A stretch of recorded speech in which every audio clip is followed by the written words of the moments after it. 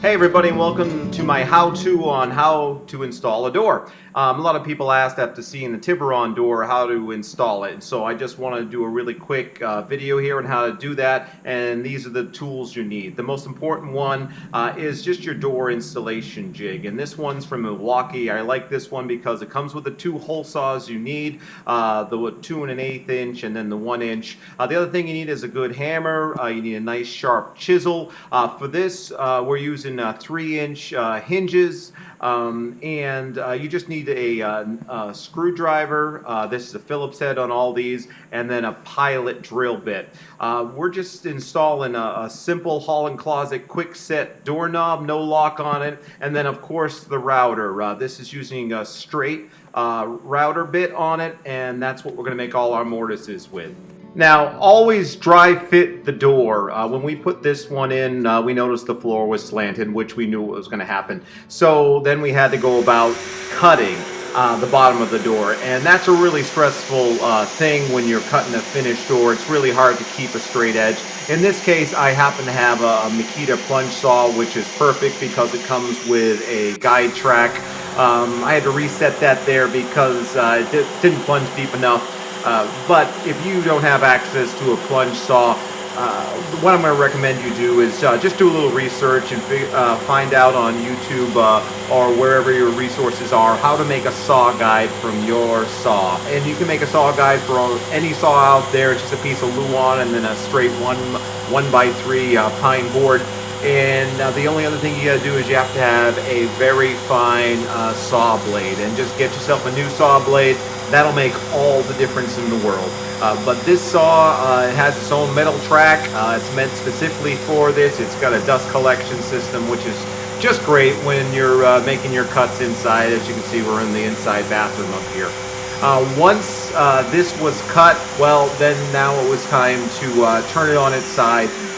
And so I use a sawhorse on this. I use a couple of clamps because I want to work with it. And so I turned it on its side, I clamped it so that I have access to the hinge edge, and then it's just a matter of laying it out. Now in this case I put the hinges 8 inches in on each side, and it's 3 hinges for this door, so 1 directly in the middle. And then you just gotta level and adjust your router so that it's the same level as the hinge.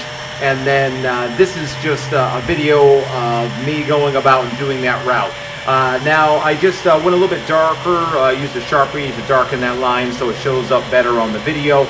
And you can see I'm just freehanding it here. Now a new and fresh router bit is important because I am going against the grain, and you can see that center core Luan utility panel that's holding everything together. And the one thing when you are using a router is it will want to chase. You're going across the grain, and so if it wants to chase, it can basically wing off really quick. So use proper protection, glasses. I'm using a particle mask here because I'm right in it, and set it to its highest depth up. That way you have plenty of room to see the router bit, and then just go slow. I really recommend, if you haven't done it before, do a little bit of practice on another board because you do not want to have this chase and then ruin all your work.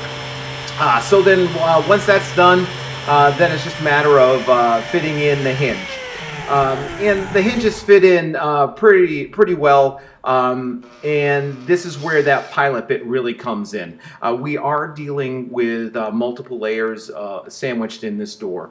So this pilot bit is the same size as the hole on the hinges, so it slides in, and when you're putting a screw in, if you don't have a pilot hole, it can just follow the grain, which means it can push and move out of the way.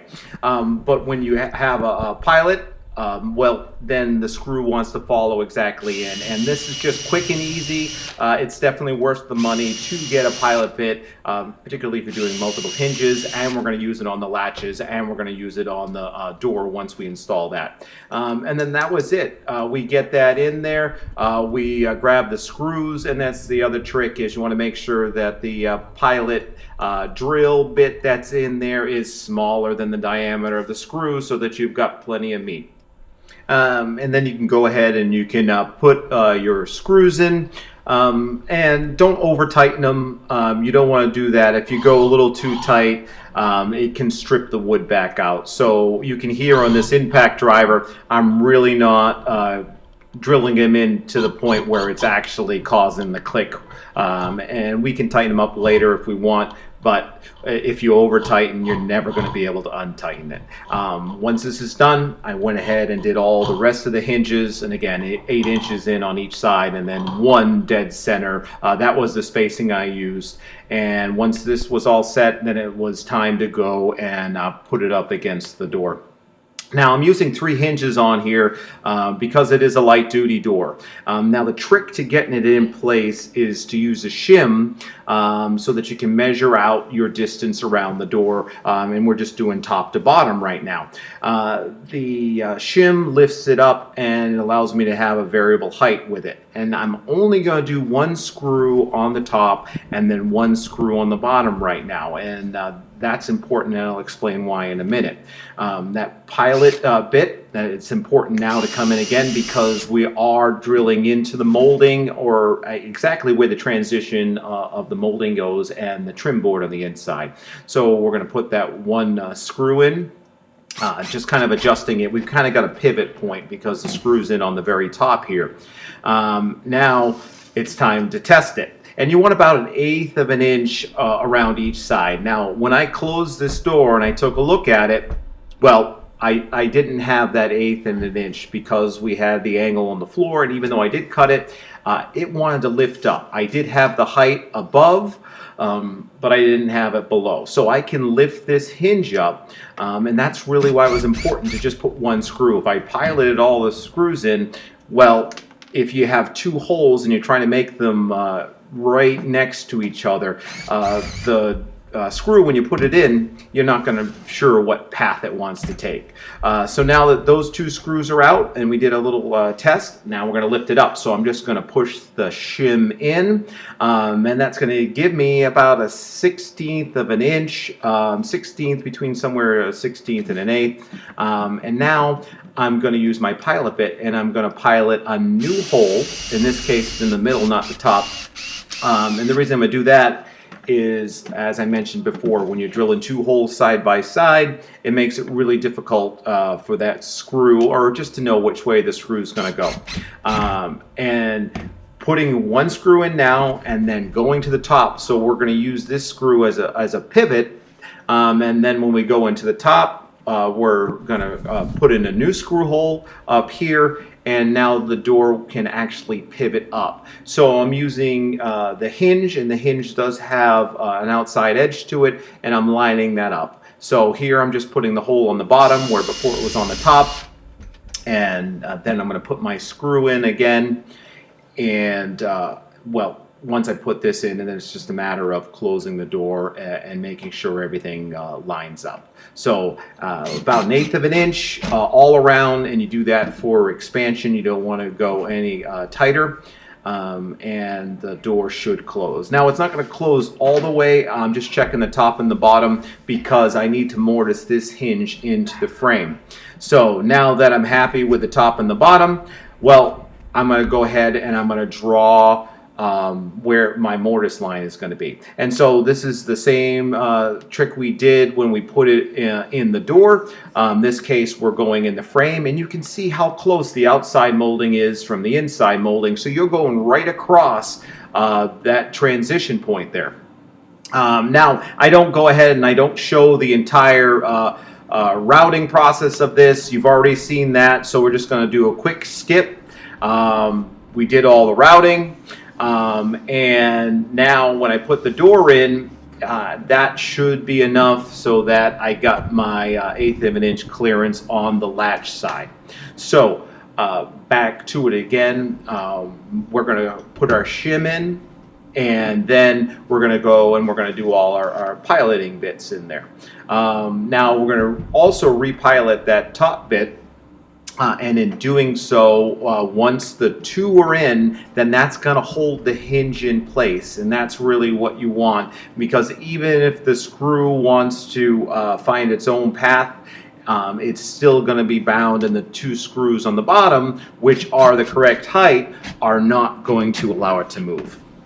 And so that's really why you want to just make sure that before you go ahead and pilot all the holes in, you're at the height you want. So that's just a trick, makes life a little bit easier. I'm really sorry about the choppy camera angles here, but it was a little hard to kind of film this and put it in. Now, as I'm pivoting it back up, just like I did before I put the mortise in, you put that final screw in, and I did notice on this one that it didn't cut perfectly with the router. And so I just went and I grabbed a utility knife. You can also use your chisel for this. But it was ever so slight, and so I just cut around it, enlarged it enough so that that hinge would sit flush, which is important for it to have the correct distance on the latch side of the door when it closed. And then once it's in, I did do another quick test, but you then can go ahead and you can pilot all of those holes, put all of your screws in, which I ended up doing, but I didn't show here. So we're just going to do a quick cut from the door closing. Now it closes all the way into putting in the doorknob. Most of these doorknobs do come with a little template that you can put on. It's a paper template, but here we're using the Milwaukee one, and this is great. It just ties onto the door, it lines it all up, and I really wanted this to be on level with that cross beam, which is why the kickboard is a little bit taller on the bottom of this door. Then it's just a matter of taking and slowly drilling out the holes. You don't want to burr it too much, and in this case you want to drill through halfway on one side, and then you want to flip it. And the reason you flip it is so that you don't get any burring from drilling through. And then using the smaller one, you can drill that hole through the middle and clean it up. And with a little bit of practice and a little bit of time, you can see, you know, I went right through the paint and everything's fine. Now from here, it's all pictures. So I reversed the lock. I then drew it out. And now we go back to doing our router. Always make sure you adjust that router because this lock did have a different height than the hinges, and you want it to sit flush in there.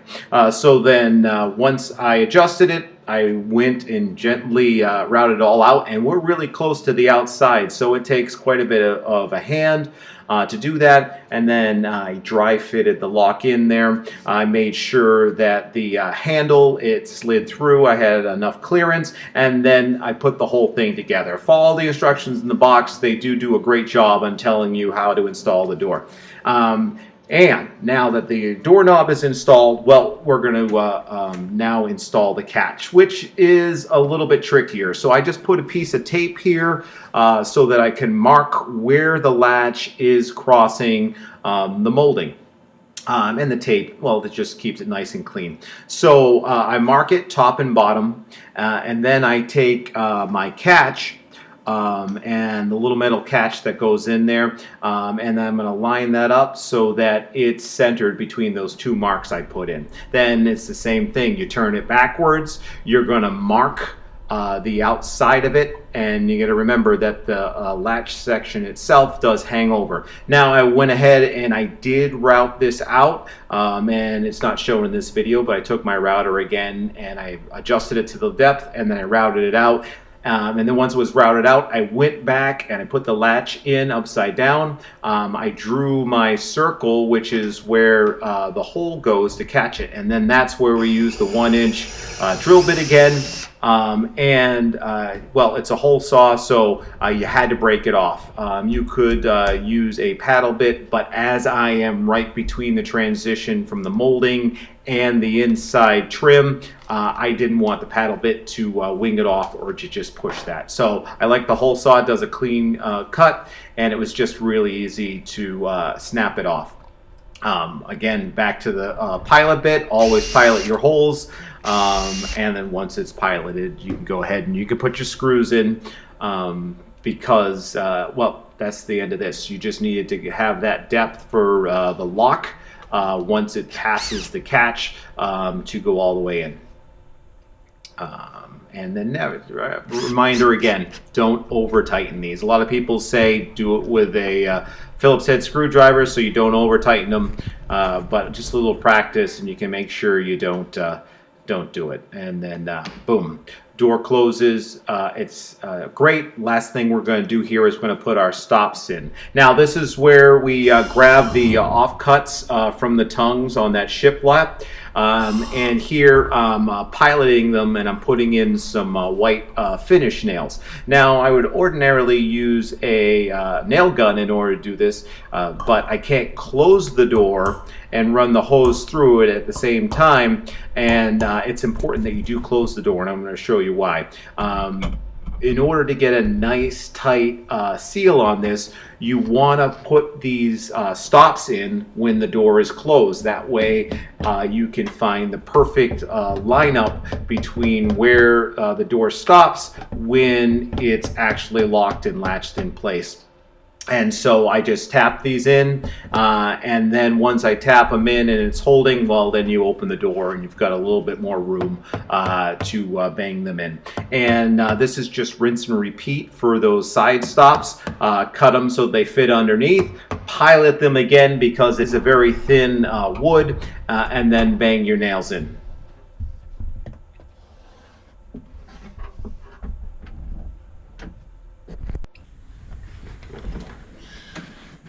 Okay, so that's about it. This is where we're going to wrap it up on putting in our door. And so this was a Tiburon door that we built, and we had a little video there to kind of show about how we did it, and it was about $70 in materials. So this is definitely a light-duty door, and then it was just how to put the door in. And so we showed how to really kind of cut in the hinges, and we used a router for that. And on a scale of 1 to 10 in terms of difficulty of this type of project, putting in a door, I'm going to put it right smack there in the middle on a 5, because you really have to have a good, particularly if you're using the router, you have to have a very good appreciation of the very small motor controls you need in order to not go off track, because it does buck a little bit, particularly when you go in cross grain. So if you are going to do it, you can always go with the tried and true chisel. Just make sure it's sharp. Do that pencil trick.